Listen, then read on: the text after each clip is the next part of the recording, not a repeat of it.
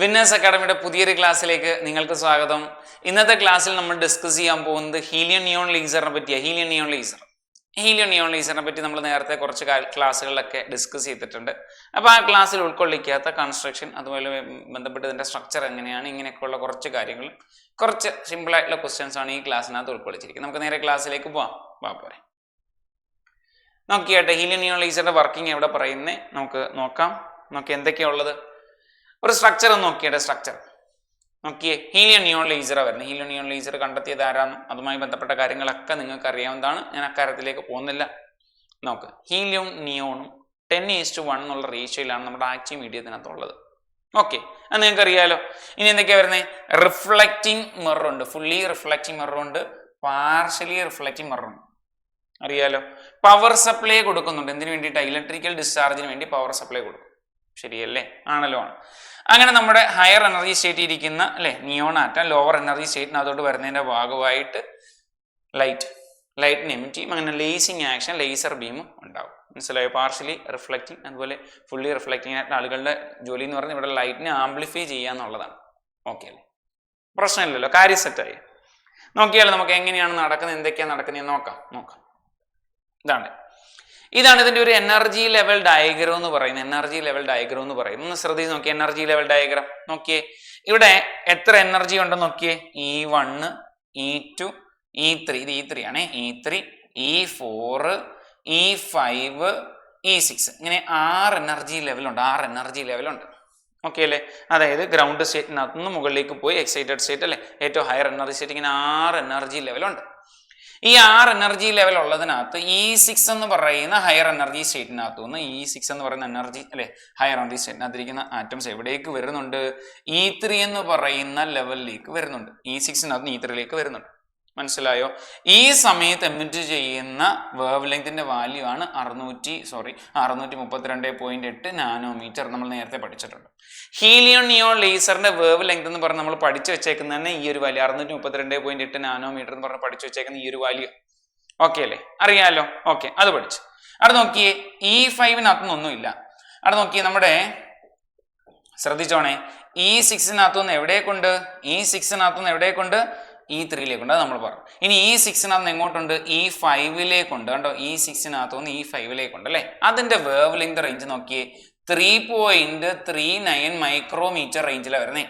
3.39 micrometer. നമ്മൾ helium neon laser എന്ന് പറഞ്ഞ് പഠിച്ചു വെച്ചേക്കുന്ന ജനറൽ ആയിട്ടുള്ള വേവ് ലെങ്തിന്റെ വാല്യൂ ഇതാണ് അല്ലെ. കൊമേഴ്ഷ്യൽ പർപ്പസ് ആയിട്ട് വേറെ വേവ് ലെങ്തിലുള്ള എന്താണ് ലൈറ്റ് ഹീലിയം നിയോൺ ലേസറിനകത്ത് പുറത്ത് വരുന്ന അതിനകത്ത് ഒരു വാല്യൂ ആണ് 3.39 മൈക്രോമീറ്റർ. ഓക്കെ അല്ലേ? സെറ്റാണ്. അവിടെ നോക്കിയേ, വേറൊരെണ്ണം E4 എന്ന് പറയുന്ന എനർജി ലെവലിനകത്തു നിന്ന് E3യിലേക്ക് വരുന്നുണ്ട്. മനസ്സിലായോ? ഓക്കെ അല്ലേ? നോക്ക്, അത് എമിറ്റ് ചെയ്യുന്ന ലൈറ്റിന്റെ വേവ് ലെങ്ത് ആണ് 1.15 മൈക്രോമീറ്റർ. വാല്യൂ പഠിച്ചോ? ഒന്നുകൂടെ, E6 എന്ന് പറയുന്ന എനർജി ലെവലിനകത്ത് നിന്ന് E3യിലേക്ക് വരുന്നുണ്ട്. മനസ്സിലായോ? E6നകത്ത് E5ലേക്ക് വരുന്നുണ്ട്, E4നകത്ത് E3യിലേക്ക് വരുന്നുണ്ട്. ക്ലിയർ അല്ലേ? ഓക്കെ അല്ലേ? സെറ്റാണ്, പ്രശ്നമില്ലേ? ഓക്കെ, ശരി, ശ്രദ്ധിച്ചോ. അപ്പൊ അതും നമുക്ക് ബോധ്യപ്പെട്ട് മനസ്സിലായി. നോക്കിയാട്ടെ എന്തൊക്കെയാ നടക്കുന്നത് നോക്കാം. നോക്കിയാട്ടെ, ഇലക്ട്രിക്കൽ ഡിസ്ചാർജ് നടക്കും. ശരിയല്ലേ? ഇലക്ട്രിക്കൽ ഡിസ്ചാർജ് നടക്കും. ശരിയല്ലേ? അതെന്ന് പറയുന്നത് ഹീലിയം ആറ്റത്തെ എന്ത് ചെയ്യും? എക്സൈറ്റ് ചെയ്യും. കിട്ടിയോ? ഹീലിയം നിയോൺ ലേസറിനകത്തെ വർക്കിംഗ് പ്രിൻസിപ്പിൾ നമ്മൾ പഠിച്ചിട്ടുണ്ട് അല്ലെ. അതിന് വേണ്ടിയിട്ട് നമ്മൾ മനസ്സിലാക്കി വെച്ചിരിക്കുന്നു. അതിനകത്തെ പമ്പിംഗ് മെക്കാനിസം എന്ന് പറയുന്നത് എന്താണ്? ഇലക്ട്രിക്കൽ ഡിസ്ചാർജ് ആണ്. ഇലക്ട്രിക്കൽ ഡിസ്ചാർജ് പഠിച്ചിട്ടുണ്ട് നേരത്തെ തന്നെ. ഇലക്ട്രിക്കൽ ഡിസ്ചാർജ് ആണ് ഇവിടുത്തെ പമ്പിംഗ് മെക്കാനിസം. ഓക്കെ അല്ലെ? അപ്പൊ ആ ഇലക്ട്രിക്കൽ ഡിസ്ചാർജ് കാരണം ഇലക്ട്രോൺസ് റിലീസ് ആവും. ആ ഇലക്ട്രോൺസ് എന്ന് പറയുന്നത് നമ്മുടെ ഹീലിയം ആറ്റത്തിന് എന്ത് ചെയ്യും? എനർജി കൊടുക്കും. മനസ്സിലായി? ഹീലിയം ആറ്റത്തിന് എനർജി കൊടുക്കും. ഓക്കെ അല്ലേ? യെസ്. നമുക്ക് helium atom transfers energy to neon atoms via collisions. നോക്കിയേ, അപ്പൊ നമ്മുടെ ഹീലിയം ആറ്റം ഉണ്ടല്ലോ, ഹീലിയം ആറ്റത്തിന് കിട്ടിയ എനർജി, അതായത് ഇലക്ട്രിക്കൽ ഡിസ്ചാർജ് മൂലം റിലീസായ ഇലക്ട്രോൺസ് ഹീലിയം ആറ്റത്തെ ഇടിച്ച് ഹീലിയം ആറ്റത്തിന് എനർജി കിട്ടി. അപ്പോൾ ഹീലിയം ആറ്റത്തിന് നല്ല എനർജി ഉണ്ട്. ആ ഹീലിയം ആറ്റം ചെന്നിട്ട് എന്ത് ചെയ്യും? അയാൾ ആരുമായിട്ട് കൊളൈഡ് ചെയ്യും? നമ്മുടെ നിയോൺ ആറ്റമായിട്ട് കൊളൈഡ് ചെയ്യും. ശരിയല്ലേ? ഈ കൊളിഷൻ വരെ നമ്മുടെ നിയോൺ എന്ത് ചെയ്യും? ആവശ്യത്തിനുള്ള എനർജി കിട്ടും. പിടി കിട്ടിയോ? അങ്ങനെ നമ്മുടെ അല്ലെ എക്സൈറ്റഡ് ആയിട്ടുള്ള നിയോൺ ആറ്റം എന്ത് ചെയ്യും? Emit photons during relaxation. അയാൾ എവിടെ പോകും? നേരെ ഹയർ എനർജി സ്റ്റേറ്റിലേക്ക് പോകും. ആരെ? Neon atom. മനസ്സിലായോ? ആ നിയോൺ ആറ്റം ഹയർ എനർജി സ്റ്റേറ്റിൽ പോയിട്ട് തിരിച്ച് ലോവർ എനർജി സ്റ്റേറ്റിലേക്ക് വരുമ്പോൾ എന്ത് ചെയ്യും? അയാൾ എന്ത് ചെയ്യും? ഫോട്ടോൺസിന് എമിറ്റ് ചെയ്യും. മനസ്സിലായോ? ഓക്കെ അല്ലേ? ഈ ഫോട്ടോൺസ്, ഈ ലൈറ്റിന് എന്ത് ചെയ്യും? നമ്മൾ മിറേഴ്സ് ഉപയോഗിച്ചിട്ട് എന്ത് ചെയ്യും? നമ്മൾ എന്ത് ചെയ്യും? ആംപ്ലിഫൈ ചെയ്യും. പിടികിട്ടി? ഈ മിറേഴ്സ് ഉപയോഗിച്ചിട്ട് എന്ത് ചെയ്യും? ആംപ്ലിഫൈ ചെയ്യും. അതല്ലേ അല്ലെ നമ്മുടെ ഒപ്റ്റിക്കൽ ക്യാവിറ്റിയിൽ നടക്കുന്ന ഒപ്റ്റിക്കൽ ക്യാവിറ്റിക്കകത്ത് മിറേഴ്സ് ഉപയോഗിച്ചിട്ട് എന്ത് ചെയ്യും? ആംപ്ലിഫൈ ചെയ്യും. ഒരെണ്ണം എന്ന് പറയുന്നത് 100% റിഫ്ലക്റ്റിങ്ങും ഒരെണ്ണം എന്ന് പറയുന്നത് പാർഷ്യലി റിഫ്ലക്റ്റിങ്ങും ആണ്. ശരിയല്ലേ? ആ പാർഷ്യലി റിഫ്ലക്റ്റിംഗ് ആയിട്ടുള്ള മിററിനകത്തോടെ നമ്മുടെ ലേസർ ലൈറ്റ് എന്ത് ചെയ്യും? പുറത്തേക്ക് വരും. പരിപാടി കഴിഞ്ഞു. പിടി കിട്ടിയോ? സെറ്റായോ? ഐഡിയ ആയോ? അപ്പൊ നോക്കിയേ, ഇലക്ട്രിക്കൽ ഡിസ്ചാർജ് എന്ന് പറയുന്നതാണ് പമ്പിങ് മെക്കാനിസം. ആ ഇലക്ട്രിക്കൽ ഡിസ്ചാർജ് വഴി ഉണ്ടാവുന്ന നമ്മുടെ ഇലക്ട്രോൺസ് ഹീലിയം ആറ്റത്തിന് എനർജി കൊടുക്കും. ആ ഹീലിയം ആറ്റത്തിന് കിട്ടുന്ന എനർജി ആയിട്ട് ചെന്നിട്ട് അല്ലെ നേരിട്ട് ചെന്ന് അല്ലെ അയാൾ എന്ത് ചെയ്യും? നിയോൺ ആറ്റത്തെ ഇടിക്കും. മനസ്സിലായോ?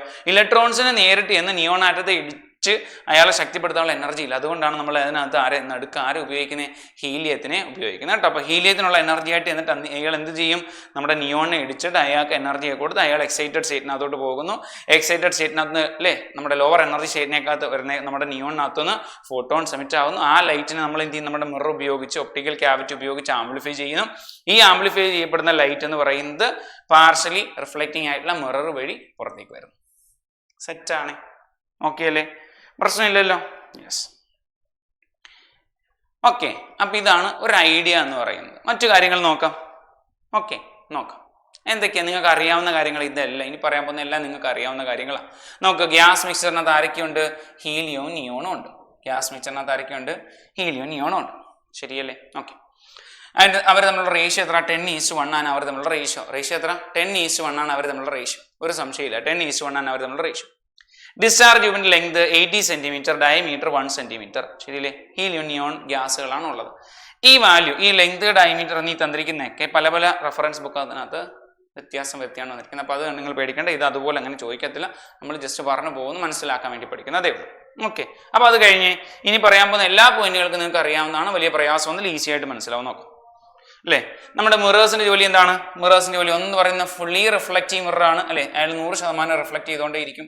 രണ്ടാമത്തെ ആളുടെ ജോലി എന്താണ്? പാർഷ്യലി റിഫ്ലക്റ്റിംഗ് ആണ്. അതുവഴിയായിരിക്കും നമ്മുടെ ലേസർ ലൈറ്റ് പുറത്തേക്ക് വരുന്നത്. അറിയാം നിങ്ങൾക്ക്, ഇതൊക്കെ നിങ്ങൾക്ക് അറിയാവുന്ന കാര്യമാണ്. നമ്മൾ ബേസിക് ലേസറിനകത്ത് എല്ലാം പഠിച്ചു വെച്ചേക്കുന്ന കാര്യങ്ങൾ അതല്ല. ഓക്കെ, എല്ലാവർക്കും അറിയാം. അത് നോക്കി, പവർ സപ്ലൈ അല്ലെ? പവർ സപ്ലൈക്ക് എന്താ ജോലി? പവർ സപ്ലൈക്ക് എന്താ ജോലി? ഇവിടുത്തെ ഇലക്ട്രിക്കൽ ഡിസ്ചാർജിന് ജോലി എന്ന് വെച്ചാൽ എന്താ? ഇലക്ട്രോൺ എക്സൈറ്റേഷൻ നടത്താണ്. ആ ഇലക്ട്രോൺ ചെന്ന് ഹീലിയം ആറ്റത്തിന് എനർജി കൊടുക്കും. ആ ഹീലിയം ആറ്റം ചെന്ന് നിയോൺ എനർജി കൊടുക്കും. ഇതാണ് ഇവിടെ നടക്കുന്നത്. ഓക്കെ, ശരി. നോക്കാം. എല്ലാ കാര്യങ്ങളും നിങ്ങൾക്ക് അറിയാവുന്നതാണ്. നടക്കുന്ന നോക്കാം. വർക്കിംഗ് നോക്കാം. ആക്സലറേഷൻ പറഞ്ഞ കാര്യങ്ങളൊക്കെ തന്നെയാണ് ഇനിയുള്ളത് കേട്ടോ. ഇലക്ട്രിക് ഡിസ്ചാർജ് ആക്സലറേറ്റ്സ് ഇലക്ട്രോണെ ആക്സലറേറ്റ് ചെയ്യും. ശരിയല്ലേ? കോസിംഗ് കൊളിഷൻസ് വിത്ത് ഹീലിയം ആറ്റം. അപ്പം നമ്മുടെ എന്ത് ചെയ്യും? നമ്മുടെ ഇലക്ട്രോൺസ് ഹീലിയം ആറ്റമായിട്ട് കൊളൈഡ് ചെയ്യും. മനസ്സിലായോ? അങ്ങനെ ഹീലിയം ആറ്റത്തിന് നേരത്തെ ഉണ്ടായിരുന്നേക്കാട്ടിയും കുറച്ചും കൂടെ എനർജി കിട്ടും. അയാൾ എന്ത് ചെയ്യും? കുറച്ചുകൂടെ ഹയർ എനർജിയിലേക്ക് പോകും. Helium atoms are excited to higher energy levels. Okay അല്ലേ? Okay, yes. നോക്കാം. അങ്ങനെ എനർജി ട്രാൻസ്ഫർ ചെയ്യാൻ പോകും. എന്താണ്? Excited helium atoms collide with ground സ്റ്റേറ്റിലുള്ള നിയോൺ ആറ്റമായിട്ട്. പിടി കിട്ടുന്നുണ്ടോ? ഗ്രൗണ്ട് സ്റ്റേറ്റിലുള്ള നിയോൺ ആറ്റമായിട്ട് ആര് കൊളൈഡ് ചെയ്യും? നമ്മുടെ ഹീലിയം ആറ്റം കൊളൈഡ് ചെയ്യും. അയാൾക്ക് കുറച്ചുകൂടെ എനർജി ഉണ്ട്.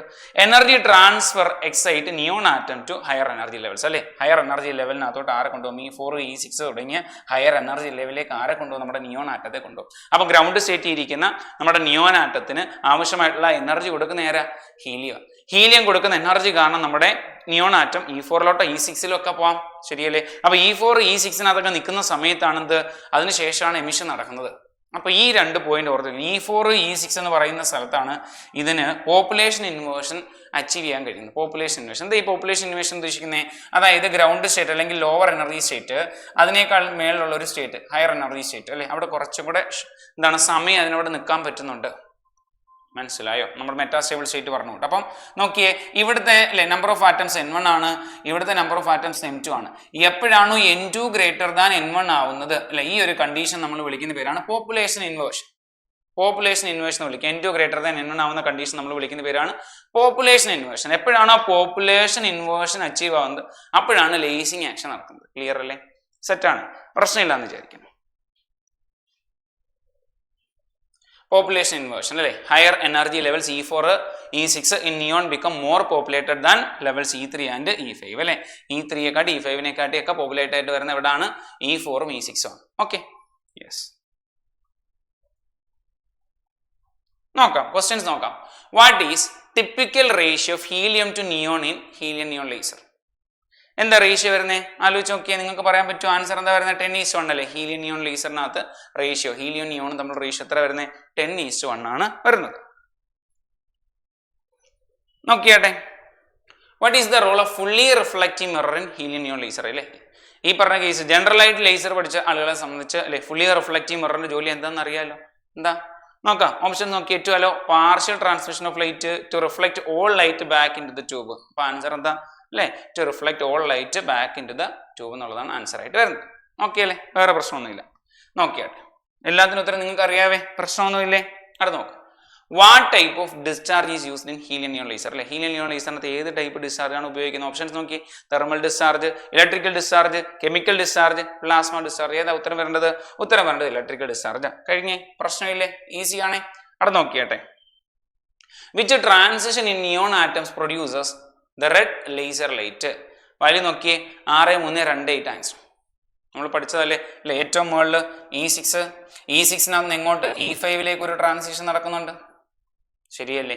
E6 എവിടേക്ക് ട്രാൻസിഷൻ നടക്കുന്നുണ്ട്? അടുത്തത് E3 നടക്കുന്നുണ്ട്, ശരിയല്ലേ. അതുപോലെ E4 E3 നടക്കുന്നുണ്ട്, ശരിയല്ലേ. ആണല്ലോ, ഇങ്ങനെയുള്ള 3 ട്രാൻസിഷൻസ് നമ്മൾ കണ്ടത് ഓർമ്മയുണ്ടോ? ഡയഗ്രം ഓർമ്മയുണ്ട്, എനർജി ലെവൽ ഡയഗ്രം ഓർമ്മയുണ്ട്. അപ്പൊ നോക്കി, ഇവിടെ നമ്മുടെ ചോദ്യം റെഡ് ലൈറ്റ് നമുക്ക് കിട്ടുന്ന എപ്പോഴാണ്? നമുക്ക് അറിയേണ്ടത് റെഡ് ലൈറ്റ് കിട്ടുന്ന എപ്പോഴാണ്?